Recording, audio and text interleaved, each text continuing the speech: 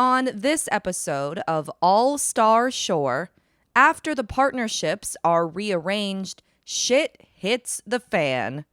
And also the cast. I'm Lizzie Frizzle, and this is the Recap Corner. Today, we're talking about Season 1, Episode 7, called What a Load of Crap. If you haven't figured it out yet, there is literal poop featured in this episode. But before we get to all that poopy goodness, like I said, first the partnerships have to be rearranged. We pick up where last episode ended, with each cast member choosing a production-provided shot in preparation for learning who their new teammate is going to be. Turns out those shots, or really those shot glasses, are key in figuring that out. One of the shot glasses has a gold star on the bottom, and if you're the cast member who chooses that shot glass, then you get to pick your new partner first. That ends up being Marina, who chooses James to be her new partner, breaking up the absolutely dominant duo of Blake and James. Now, James chooses someone who will then choose their new partner, and so on until there's only two people left, the two people who never got chosen, and they become the last default pair. So like I said, Marina chooses James. They're now a pair. James picks Chloe to choose her partner. She picks Joey, so now Chloe and Joey are unsurprisingly a pair. It kind of feels like this entire twist was created so Chloe and Joey could be a pair. In an interview, we learn that Chloe's reasoning for picking Joey, aside from the fact that she's into him, was because she figured nobody else was going to choose him, since he's kind of the cast pariah right now. After getting picked, Joey finds a moment to be passive-aggressive about Angelina not wanting to be his partner anymore, then chooses Karime to pick next. I think me and Angelina made a great team. I'm actually quite sad that we're no longer a team, but I guess sort of that's what you wanted, Angelina. Mm-hmm. But you're right. The person I'm going to pick is Karime. She chooses Ricardo to be her new partner, so now Karime and Ricardo are a pair. This one doesn't surprise me. The two of them seem like they've become pretty close friends. They're often in the confessional booth together, and they seem to be fun drunks. Next, Ricardo chooses his old partner, Vanjie, to be the next to pick a new partner. Vanjie chooses Potro, making them the first same-sex team to come out of this partner shakeup. Whether intentional or even, conscious, most people gravitated toward forming co-ed partnerships. But I love the idea of Vanjie and Potro together. They've been two of my favorites throughout the entire season, and I think they have the potential to be a very competitive team. Next, Potro chooses Angelina to pick a partner because he wants to see how she's going to handle the twist. You gotta appreciate a cast member who's willing to lean into the pot stirring. So thanks, Potro. Much to Bethan's chagrin, Angelina chooses Johnny to be her new partner. And this is something else I noticed. Again, I'm not sure if it's intentional on the cast's part or not, but among the last people left not picked yet are both showmances, Blake and Gigi and Bethan and Johnny. I wondered if the rest of the cast was trying to be polite in not choosing the showmances so they could pair up together. But then there's also money on the line. So you gotta weigh what's more important, having a partner you think you can win with or being courteous to the week-and-a-half-old showmances. Obviously, for Angelina, she chose having a partner she thinks she can win with. Next, Johnny chooses Bethan to pick her partner. She chooses the last man standing, Tim Allen. Sorry, Blake. That leaves Gigi and Trina as the two unpicked cast members, making them the default pair. Gigi is pissed to have gotten this close to being Blake's partner, but instead she ends up in the only all-girl team. Gigi complains so much, it actually starts to hurt Trina's feelings because it comes off like Gigi does not want to be her partner. During this scene, we also see a Trina confessional featured in the episode's trailer. She says one sentence about Johnny being happy they're not partners anymore. In the trailer, it felt like the start of a big drama storyline, but in the actual episode, it never comes up beyond that confessional. Next, we learn how all these new partnerships are going to determine their shore score. You take half of your points from your old partnership and bring them into your new one. Using that system, the new shore scores are Angelina and Johnny, Bethan and Blake, and Marina and James, all tied for first place with 35 points.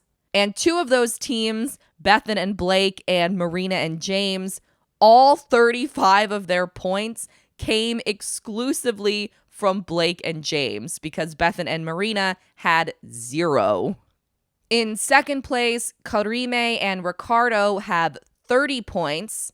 Then there's Gigi and Trina with 25 points. And finally, at the back of the pack, it's Chloe and Joey and Potro and Vanjie. Both teams have 20 points. Like some of the first place teams, all of Chloe and Joey's points came from Joey, and all Potro and Vanjie's points came from Vanjie, because Chloe and Potro were never able to make up any of the points they lost in that first Exile game. Speaking of, Chloe and Potro were set to compete in their second Exile game after losing the most recent Paradise game, Keg Stand. Now, Chloe and her new partner, Joey, will face off in the Exile arena against Potro and his new partner, Vanjie. So, by ending up as teammates with Chloe and Potro, Joey and Vanjie really kind of got screwed. After all is said and done, and once the twist has been fully rolled out, I still feel like a mid-season, mid-cycle partner swap is weird and messy. At the same time, All-Star Shore is kind of campy trash. So for it to adhere to strict format rules would also be kind of weird. That said, I do have one major question. What's happening to all the matching bathing suits? Later that night, Gigi is still annoyed that no one picked her, and as a result, Trina is still hurt that Gigi's annoyed. Fortunately, Blake is there to console Gigi, and Potro's there to console Trina, so nothing escalates further. I've been wondering about Trina and Potro's friendship for a few episodes now, and I would really like to see more of it. In the background, we've seen them dance together at the rosé party. We watched Trina pluck Potro's eyebrows and help him get ready for the drag competition. And we've seen them hang out in the pool together. So they've obviously become close, but that relationship is not getting any screen time. Elsewhere, Joey apologizes, like for real this time, for purposefully ruining Vanjie's drag show. Then he also tries to mend his relationship with Angelina, which goes surprisingly well. Angelina readily admits that she was irritated when Joey wouldn't let her do his drag makeup, but he would let Chloe do it. Angelina also kind of heavily implies that everything else that went wrong between her and Joey at the drag show and afterwards was a result of that irritation. But now Angelina's annoyed with Joey because he chose Karime to pick a new partner instead of choosing Angelina. Are you kidding me? You picked me? I picked Karima. Why would you pick her? Because she looked at me and was like, was smiling at me next to me. So I was like, all right, I'll pick her. It was random. It's not random. She's also mad that Joey's new partner is Chloe, who Angelina warns is obsessed with him. Angelina, I think, is disappointed. I don't think she wants to change teams. I think she wants to stick with Joey Essex. But at the end of the day, if I want to go spend time with Chloe, I will. It's only because I know her, I've known her for a long time and she's my mate. You never hung out with her, really. She's like obsessed with you, so she's like fucking blinded. So that's why I'm just like... Throwing women under the bus, aligning with men over women, inventing stories about women to make them seem crazier than her. Last episode, Angelina said she'd been working hard to curb her bad habits. But these are some of her greatest hits. Late into the night, Karime, Marina, and Ricardo escort Bethan and Johnny to the Sexile room, a bedroom in a separate part of the Shore Villa that I guess has been there the whole time. In the morning, Bethan and Johnny are glowing. Bethan tells us that whatever went on between them in the Sexile room was a long time coming, which admittedly did make me laugh because it's been like 9 days. Later, she tells Chloe that Johnny is big, for anyone who was wondering about that. Outside, other relationships evolve between partners both new and old. James worries about Marina's competitive abilities, who makes a perfectly timed appearance in the background of the scene drinking a morning glass of wine. My partner's up drinking fucking wine. Fuck. I'm not worried enough.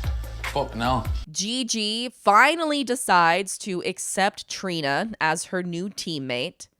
And with the pressure of their partnership over, Angelina makes Joey coffee and resumes flirting with him.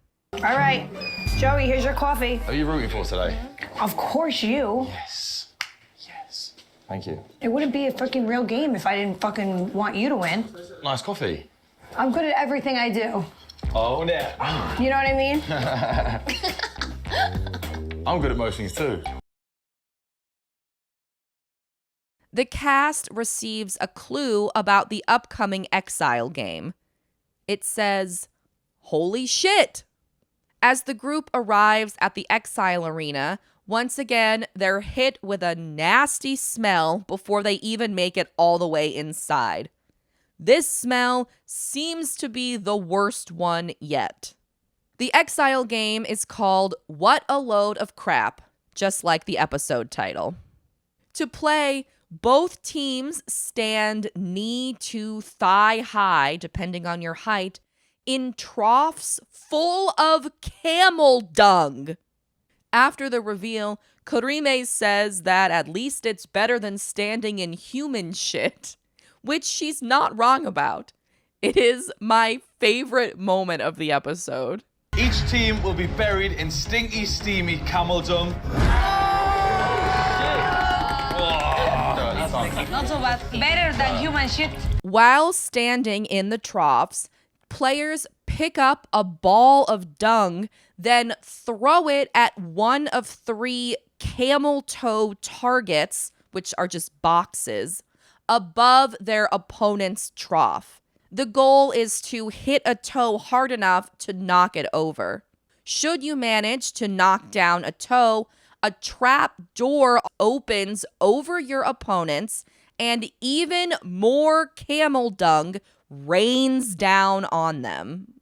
The first team to knock down all 3 of their opponent's camel toe targets wins the Exile game. The losers lose all the points in their shore score and have to go to Exile.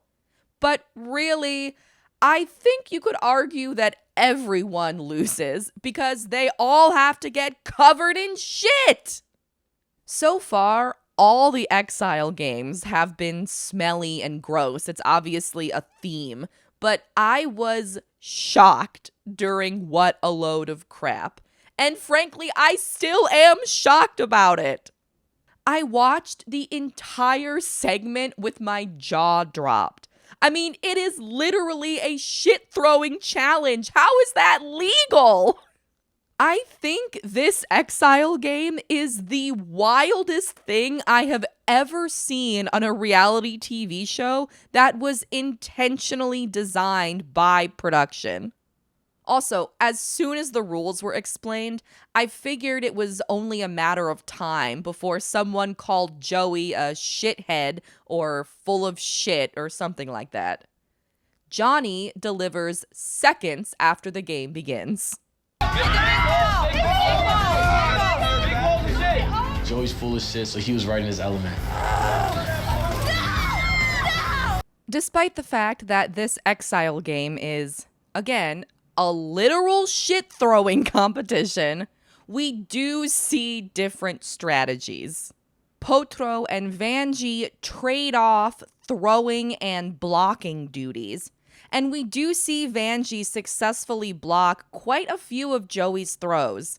On the other side of the arena, Chloe and Joey's strategy is for Chloe to make shit balls for Joey to then throw at Potro and Vanjie's camel toe targets. Potro is the first player to knock down a camel toe target via what Pauly D's voiceover calls a perfectly aimed dung rocket. I don't know why, but that to me feels like the perfect name for a Sum 41 cover band. As the game goes on, unsurprisingly, its competitors end up totally drenched in poop. At one point, Vanjie takes his goggles off because the goggles are so shit covered he can't see through them anymore. Similarly shit covered is Joey's entire face.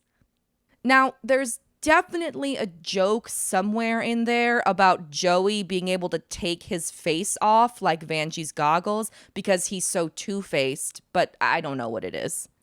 The score is tied.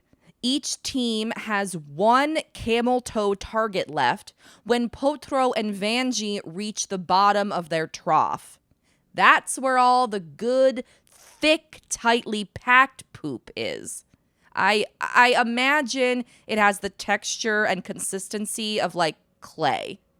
Regardless, Vanjie is able to make a hard ball out of it, which he then uses to knock down Chloe and Joey's third and final camel toe target, winning the Exile game for himself and Potro. To celebrate, Vanjie gets up on top of the trough, like on the lip edge, and starts twerking. He also knocks down his and Potro's last camel toe target, so the shit is kind of raining down around them in victory. Guess how? Finally, yeah, fucking won. The first time that I will be twerking and happy to be covered in shit. Chloe and Joey head straight to Exile. This time it's called Crappy Camel Stalls. First, they walk through the desert following cheeky signs to a camel outpost. When they arrive, they see 4 camels tied to a fence. Joey is a little confused about their anatomy. The little hump on the back is full of milk. That's a cow. Across from the camels, Chloe and Joey notice a tent with a wooden front door on it. Naturally, the door is locked. Using her experience from the stinky fishing boat exile, Chloe realizes that there's probably a note hidden somewhere with instructions on how they can get into the tent. Suddenly, it's after dark, and Joey is whining. This is a pretty stark personality change. When he and Chloe first got to Exile, Joey was being his normal, pretty playful self. But now he seems very genuinely irritated for maybe the first time all season, at least while sober.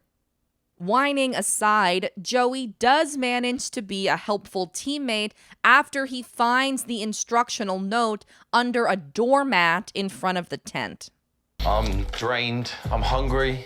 Calm down. There must be something around here. Just keep looking. There's not nothing here, man. Oh my God, for fuck's sake. Woo! Fucking hell, that was annoying. This time, there doesn't appear to be any escape room element. So I guess that was unique to Bethan and Marina at the deserted beach shack. Here, Chloe and Joey have the opportunity to sleep inside the tent, which is actually referred to as a yurt, if they can figure out the combination to get inside. The clue on the note reads as follows. Tonight, you'll be sleeping in this yurt or sharing a stall with one of these camels. So if you'd like to get over this hump and through this door, then get to know your roommates more. Chloe and Joey are pretty confused by this first clue, other than the realization that the roommates are the camels. So they start looking for another clue, even though Chloe doesn't seem all that opposed to sleeping outside next to the camels. Sleeping next to the camels would be nice, but I'd rather be inside the glamping tent. Meanwhile, Joey, having no confidence in his ability to sleuth out the door combination, frustratedly prepares to sleep in the hay. But soon after, the duo does find their second clue. This one was hidden at the bottom of what might be a feed bucket. It reads, "Happy hump day. Put the numbers aside and play the name game to get inside." Name game. I wonder if the combination to the yurt has something to do with the camels' names, all of which are painted on the fence and start with a very noticeable big red letter. Eventually, Chloe and Joey arrive at the very same conclusion. They realize that if you take the first letter of all four camels' names, Lisa, Oscar, Sarah, and Ernie, then arrange them in the right order, you can spell lose, just like Chloe and Joey lost the Exile game. Chloe and Joey input lose into the combination lock, and sure enough, the front door opens. Though, in retrospect, I think they may have been happier sleeping with the camels. The inside of the yurt is trashed. The mattress is bare, it's damp and dirty. It might be the same mattress from the deserted beach shack exile. Chloe also says she keeps getting whiffs of egg, so add that to the list of unpleasant smells Chloe's been subjected to. Chum, poop, egg, really a triforce of smells.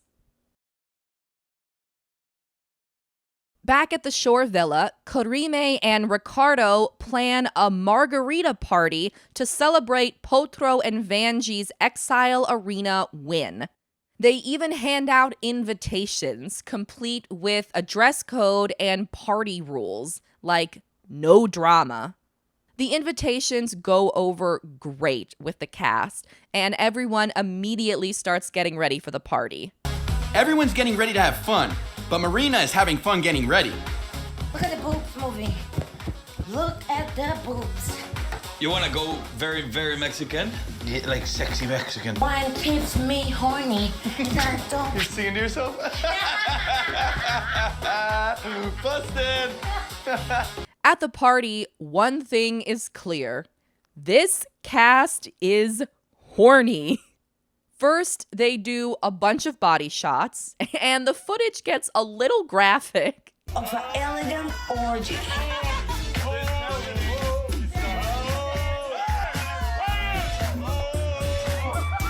Then later, Angelina and Potro do that butt to pelvis balloon pop thing that's really popular right now in drag race mini challenges. As the horniness leads people to pair off, Marina seeks to form a pair of her own, specifically with Potro, who she's heard came on the show to have fun. This scene feels like the culmination of a storyline that's been going on in the background since the second episode of the season. Marina really wants to get laid. And like I said, currently her sights are set on Potro. Earlier this episode, she talks about loving Potro's Spanish speaking, and then she drunkenly hits on him by rubbing his leg. I started to wonder if this all took place on the same day, and I kind of think maybe it did, which means Marina's been drinking since the morning because this day began with James complaining about her while she walked by in the background drinking a glass of wine. Back at the party, Marina makes her full move on Potro. In response, Potro delivers another of my favorite moments from the episode. You're a little bit drunk. You have a sticky back. After, the group helps Potro rebuff Marina's advances by turning her hanging on him into a big old group hug. When that doesn't work, Potro offers to walk Marina to bed because she's really too drunk to stay at the party. Once they're in the bedroom, Potro struggles to get Marina situated, and eventually she sort of half tumbles off the bed with her head on the ground. Angelina comes in, says, "Marina, Marina!" There's no response, and the episode ends on the cliffhanger of, I guess, whether or not Marina is dead? Truthfully, the next episode's trailer didn't look that exciting to me, but I have full confidence in this show. We see the next Paradise Game, which has something to do with running around a table a bunch of times. There's going to be more Angelina Joey drama, which seems to be the drama of the moment since the heat cooled off Trina. Then we see Joey dressed like Danny Zuko in a conversation with Chloe, during which she reveals her crush on him. All this Angelina, Chloe, Joey romance drama really makes me wish that Chloe had just pursued Clarime like she wanted to in the series premiere. Thanks for watching. Come back next Tuesday for another All-Star Shore recap. And in the meantime, if you're so inclined, please like and subscribe. Also, if you like to read, I'm posting weekly write-ups about the Challenge USA on dvrczar.com, and those are also uploaded every Tuesday. Thanks again. See you next time. Bye. Okay, it's your turn, Trina. You got no panties on. No panties. No panty show. No panty shot.